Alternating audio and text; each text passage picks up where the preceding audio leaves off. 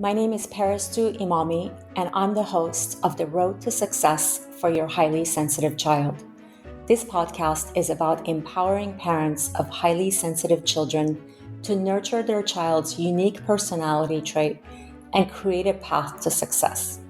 Our podcast provides guidance, insights, and support to help you unlock your child's full potential, fostering resilience, confidence, and a bright future. If you're new to my podcast, please go back and listen to episodes 1 and 2 because they provide information on high sensitivity that all subsequent episodes will build upon. If you skip these episodes, you won't get as much out of this and all subsequent episodes.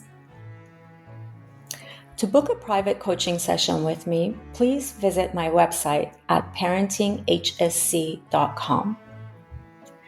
Before I dive into today's episode, here's a friendly nudge. If you haven't hit that subscribe button yet, what are you waiting for? Join our podcast family. Are there particular routines or activities that seem to comfort or recharge Daniel? So I would say Daniel needs a lot of downtime. Also something that was not necessarily easy for my husband and I, because we would be out doing things at the weekend or wanting him to engage in activities. That's kind of who we were when we were younger. And so it was a little bit of a challenge earlier on to allow him to just sit on the couch. It seemed lazy. I wanted him to be doing things. And I realize now that he really needs that time to just decompress, to not think, to not have things coming at him. You know, certainly after a day of school, he needs downtime. If he's had a sleepover, he will need a lot of downtime the next day. He doesn't want to do a whole lot. And I have learned to be accepting that he can just sit on the couch and do nothing, like just stare into the space, which was a little disconcerting for a while. But now I realize that he has that time, and then when he's ready to engage, he has energy, he has fun, he's funny, he's his normal self, but he needs that downtime. So I think for him, we allow him perhaps to watch a little more TV than I would normally want him to do. I think for that same reason. I watch TV when I need downtime after work. I let him watch TV. We don't let him watch a huge amount. I mean, we're mindful about how much he watches, but we do allow him that time. We have a cat that he insisted we get for several years. We had cats, and when they passed away, my husband and I were just like, we're done for a few years. But every birthday and every Christmas, Daniel would request another cat. So finally, during the pandemic, we caved and we got him a cat, and it was the best thing we ever did, because that cat, we have a cat that's in fact, I feel like it's Samuel's soulmate. They're very similar in personality. And the cat is very quiet and very mellow and very slow. And so Daniel finds that very peaceful. If he's upset or anxious or feeling depressed, he will spend time with that cat. And it just lowers his, he feels like less stimulated, less and more peaceful. And I'm glad you mentioned this, because it is really actually helpful for highly sensitive children to have a pet that they can take care of, that they can be with, that they can basically use to regulate their nervous system. What Daniel is doing with this cat, and he's so smart. This is what I'm talking about. Highly sensitive children are so smart, and they're so intuitive that as a child, he was able to continuously explain to you, I want a cat, because he knew that cat is going to help him regulate his nervous system, because highly sensitive children have a very finely tuned nervous system. So they can get overstimulated even when they're having fun. Like you mentioned that after a sleepover, he needs to have a lot of downtime. The reason is even though he had a lot of fun at the sleepover, he got overstimulated beyond what his body could handle. And so now he needs the extra time to just let his body recalibrate and get to a what we call a rest and digest state, which is, when your body is just calm and regulated. And, I think we've talked about somatic practices before, but I'm really focused on helping, which is something that I haven't heard anybody else do, is helping parents learn about these various somatic exercises. And it depends on the child's age, like what exercises will be helpful and which ones they would not get overwhelmed by. But these somatic exercises really help regulate the nervous system on a daily basis. So depending on how overstimulated the child gets, they might need to do it several times during the day, or they might just need to do it once at bedtime or when they get up in the morning, however, whatever works for them.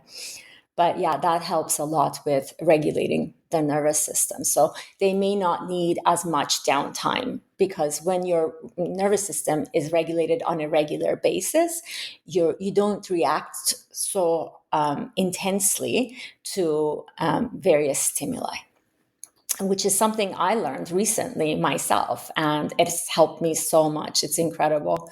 And that's why I was like, I think that I should introduce this to parents, because it was so amazingly helpful to me that I was like, when I first did it, I was like, oh my God, how is this possible? Like, how can I get from being so like anxious to like calming down within minutes and being completely regulated? It's just, to me, it's amazing. You And should I probably don't. do a podcast on Oh, how to yeah. do that, or put Yeah, I've done something that already. on the Yes. community Yeah. page. And I think it just released, or it's going to release tomorrow. I think. Okay. I think, if I'm not wrong, either it's already released or it's releasing tomorrow. Daniel has been a little resistant to exercises to help him come down. Yeah. We have not found something that he is keen to do. Yeah.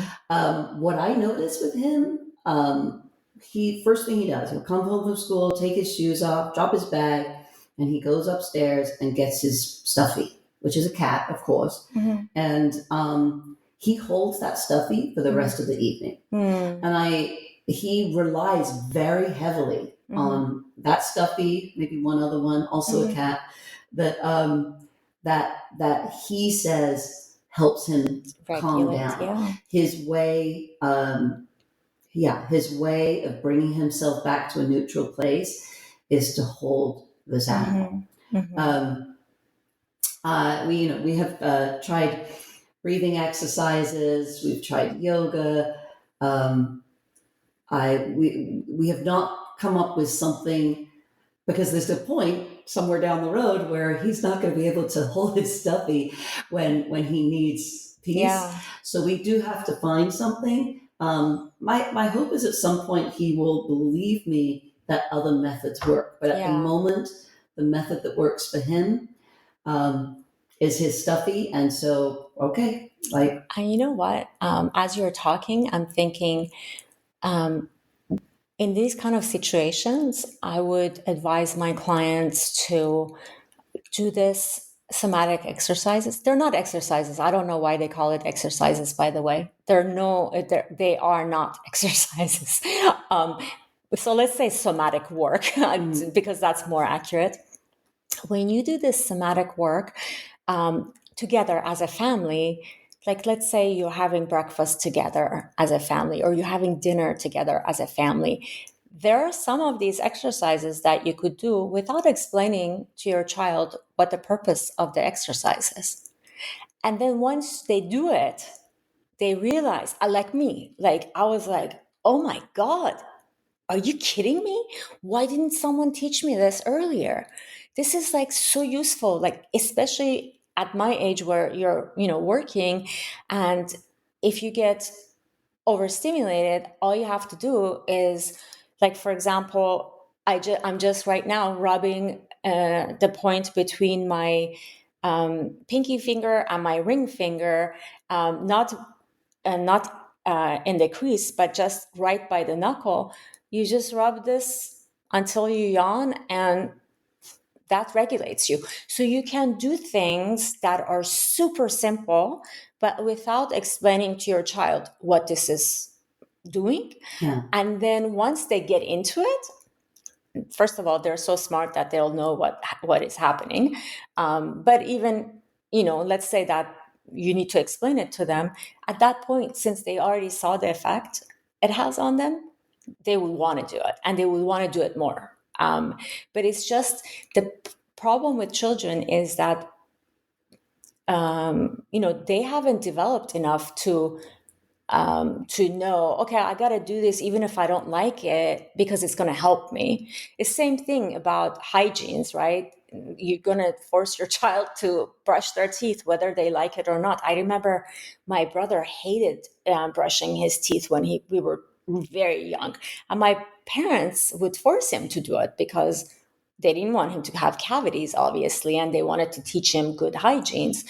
So it's kind of like that. Initially, you might need to, not, I don't believe in forcing, but you might need to do it as a family, for example, at bedtime, or not bedtime, but after dinner, for example, or before dinner, whatever works for your family. Each family is different, but that might help. And not explain why you're doing it. Just say, oh, I learned something. I want to try it as a family. Right. I like the idea of not telling him, because if he thinks that it's something to do with his feelings, he won't want to do it. But if he just does it, yeah.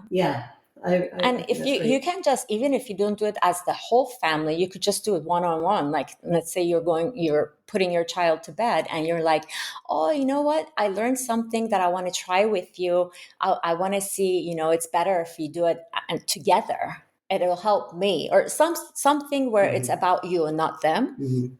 And then you do various things, and then you see their responses. Like, you can watch their face because they will express however it is that they're feeling on their face. So it's very easy for you, without them communicating, just see what their facial expressions tell you.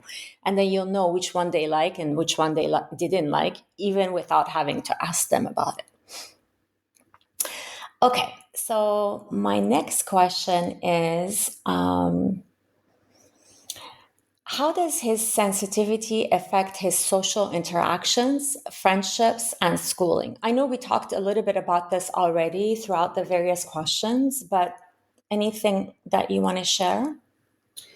So, interestingly, Samuel's actually quite social. It takes him a while to get there, but again, once he feels safe and comfortable, he's quite social, and he's always been good at making friends. I remember when we sent him to summer camps when he was younger. He never cared what his other friends were doing. It didn't bother him that he might go to a summer camp where he won't know anybody there. He was quite confident that he could make another friend. And in fact, one of the things that he did, because he finds it difficult to talk to people, was the t-shirt that he wore was really important. So if he was into Thomas the Tank Engine, then he's going full Thomas. Nice. Because he wants to find another kid who also was into Thomas. And then as he got older, it became about maybe Minecraft. Like all about Minecraft, because he wanted to find the kid who was playing Minecraft. So that was his unique way of finding friends without having to go up and actually talk to anybody. Yeah, that's awesome. Which was great, right? Yeah. That's one aspect of how he has a slightly easier time than some kids that are highly sensitive. He's figured out ways to adapt, which is amazing to me.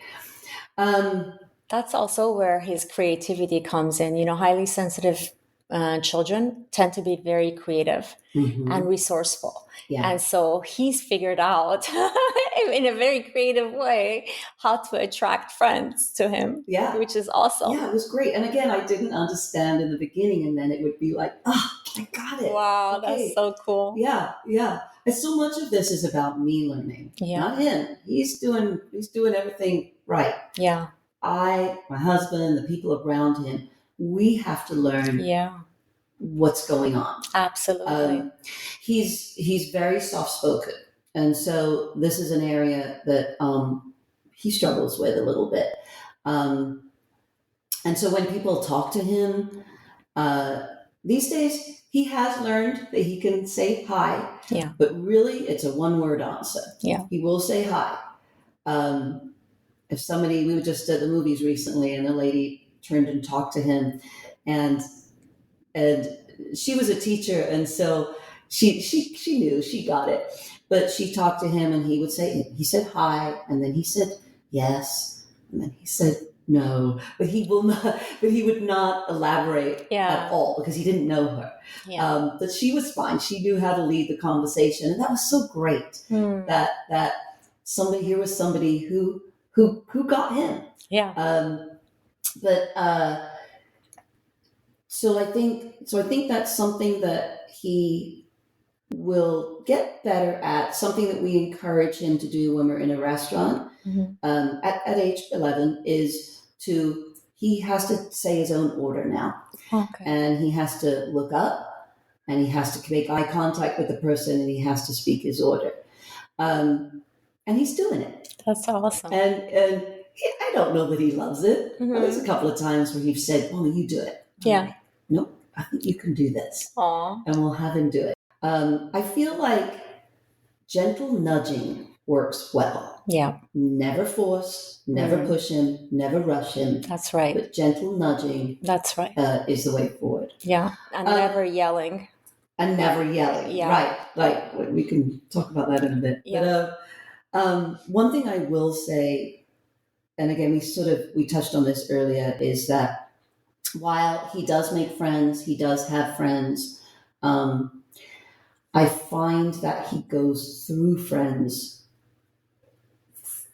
He goes through friends quite often. Mm-hmm. This might partly be his age, but I do think that some children struggle with his moods, in that, so much of how he behaves is based on whether he feels safe, yes, and whether he feels comfortable, and whether he's not irritated. He's a kid where, if there's a lot, in fact, we had a situation recently with a sleepover where kids were staying over at our house, and we put on a movie, and the other two kids were talking, and it irritated Daniel so much.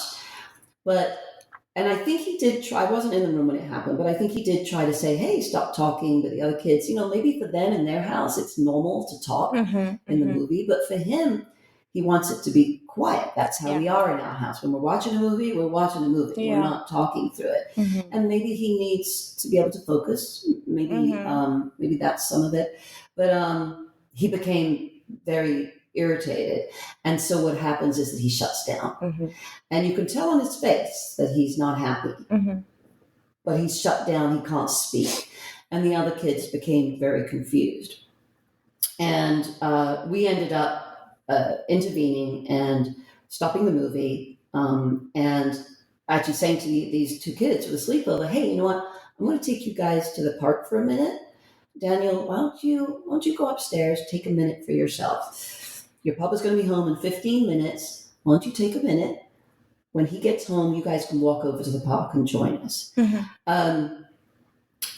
These two kids were twins, and one of the twins totally fine, didn't seem worried about this at all. The other twin took it very personally. Maybe that other twin is highly sensitive too. I'm not sure, but actually, what happened was, when we were at the park, that kid ended up calling their dad and having their dad come pick him up. And so the dad said, we came over and was like, what happened? And I said, Daniel just got into a funk and he can't get himself out of it.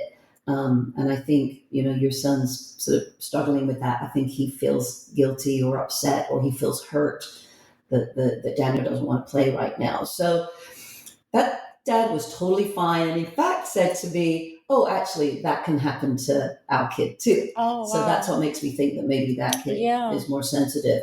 So that kid went, but he invited his other son to go, and the other kid's like, "No, I'm fine, I'll stay." And so when Daniel came down to the park, he was better, and they did fine. And Nice. so, you know, so there are kids that don't care, and they're just like, this kid, this is Daniel. I like him. When he's up, he's fine. I'll just wait it out until Yeah. he's fine. And then there are other kids that just find that difficult to handle, maybe because they feel hurt or confused. And so, and again, this could well be something just to do with age. I know it is an age where friendships seem to come and go. Yeah. So, but I'm aware that kids, and I think parents, get confused and back out because they don't understand. And so, because we are not in a place where everybody knows about high sensitivity, that's going to happen. Yeah. My goal with Samuel, I'm trying to remember if we talked about this afterwards or not. I think we might have touched on it. And I think I might have said to him that was great that Gabriel wanted to still hang out. I wanted Daniel to feel like it was okay. There was this situation that happened. You did what you needed to do to feel okay. And one of your friends had a hard time with that, but your other friend didn't. Yeah. And that kids, both of those kids have been for sleepovers since. Everything was fine. It's not like these kids necessarily give up on Daniel. They just he how can I word this? I think more than anything, they're confused by him, and sometimes they just decide, you know what, there are other kids who perhaps they don't have to other kids that are less emotional. Yeah. And we will see how that goes, right? We will, as time goes on, and I think as Daniel becomes better about understanding what needs to happen before he gets to the point that he's irritated, like it will be easier for him. Yeah. And I just want to go back to why Daniel reacted the way he did, is because Daniel's sensitivity is around sound. And to him, the talking wasn't, he hears it at a much higher decibel points than non-highly sensitive children, or even highly sensitive children who are not sensitive to sound. Yeah. So I get irritated when people talk in the movie theater, and it really bothers me. Even if they whisper, it bothers me. And that's just because I'm sensitive to sound. So even if they're whispering, I hear it loud and clear. Even if they're 2 rows away from me, I hear it loud and clear. So that's one thing. And then Daniel is a great communicator in that he did explain to his friends that he doesn't want them to talk, and they ignored him and continued to talk. So the reason that he shut down is because he didn't feel heard.